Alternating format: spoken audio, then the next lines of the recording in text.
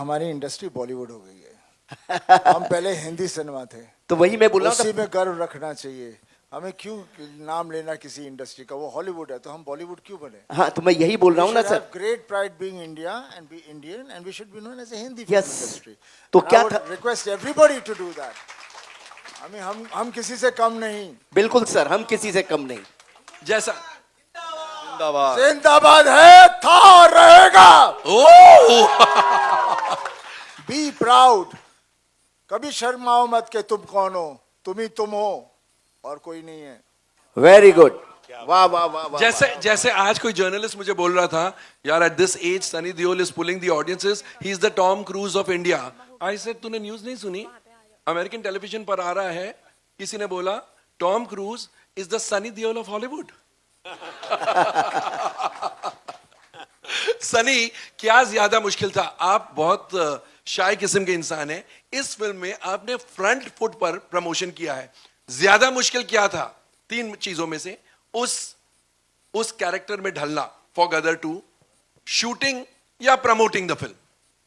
देखिए, इस बार मैं सब में ढल गया था।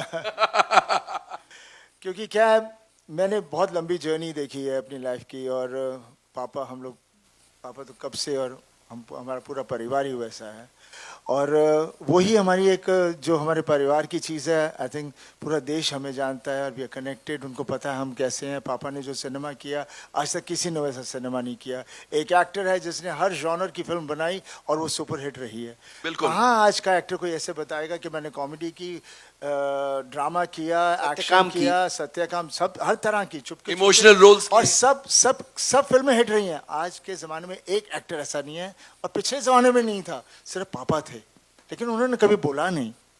सही। जनता देख रही थी, जनता जानती थी, इंडस्ट्री नहीं बोल सकती थी, बिकॉज वो बहुत ही बड़ा आदमी था। वैसा बनना मुश्किल था।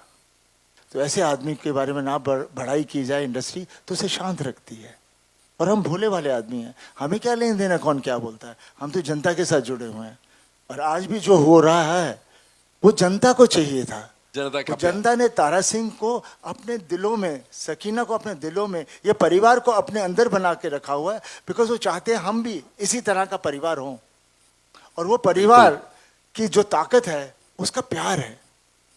और जब मुश्किल आ जाती है तारा के ऊपर, तो तारा खड़ा हो जाता है।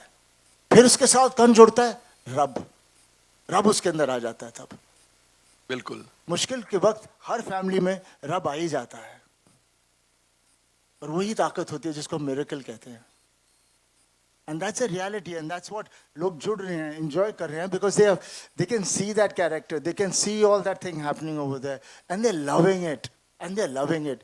एंड मैं promise to all my fans, ऐसी ही फिल्में मैं बनाऊंगा, ऐसी ही अच्छी फिल्में बनाऊंगा। क्योंकि जब भी हम कहते हैं ना, ये क्या बोलते हैं, masses, what do you mean masses? Public is public. Public means हम सब पब्लिक हैं। आप क्या मास बोल के उसको नीचे कर रहे हो? आपको कोई बड़े हो? आपको सालों को अकल नहीं है जो अपने आप को अलग करता है। उसको समझ ही नहीं है हिंदुस्तान क्या है। हिंदुस्तान समझो, अपने मुल्क को समझो, अपने घर को समझो।